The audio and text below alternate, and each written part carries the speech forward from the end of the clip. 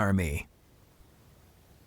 For the first time in its 130-year history, the Salvation Army is taking its iconic red kettles virtual. Here with more insight on this move is Sacramento County Social Services Officer Lieutenant Larry Carmichael. Happy holidays, Lieutenant. Thanks for joining us. Happy holidays, and thanks for having us. So why did the Salvation Army decide to launch the virtual red kettle? A couple reasons. One reason was that this year, like others, we can't put out as many red kettles as we normally would. Some stores don't feel safe with having that additional person in front of their store. Others, it just comes down to we don't have the staffing, we don't have the volunteerism to help man those kettles. And so we were looking for how do we innovate? How do we modernize this? Well, go online, create the virtual red kettle. And then, of course, sadly, at the end of today, due to COVID, we find ourselves going back into a shutdown. And so, we want to create that experience at home of giving and teaching generosity to your future, to the later generations, or just have that experience for yourself. Especially if you're using Instacart or the Rayleigh's shop and pick up, etc.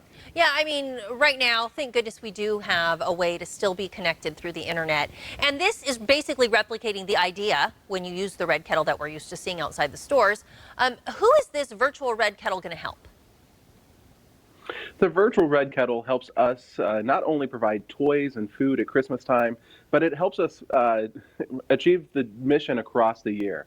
The mission of housing folks, giving them rental assistance, utility assistance, keeping them warm, housed, and fed, as well as trained. Here in the Sacramento region, we have both a culinary training academy and a culinary arts academy to give people the skill sets that they need to further their lives. That's awesome. Now, are you finding the needs of the community are different this year because of COVID-19? Absolutely. Here, just in Sacramento, we are seeing a 220% increase in demand for need.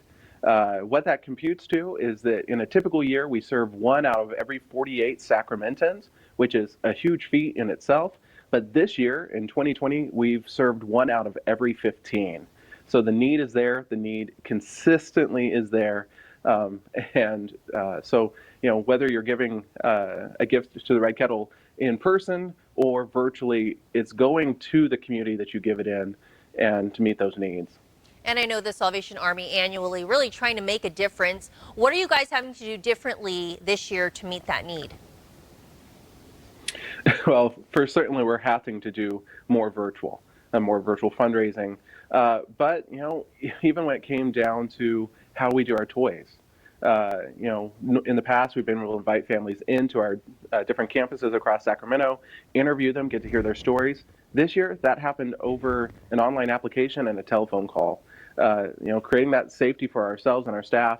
And then out at the kettles themselves, we make sure that everyone has a face mask, they have gloves, that the kettles are sanitized in between each donation.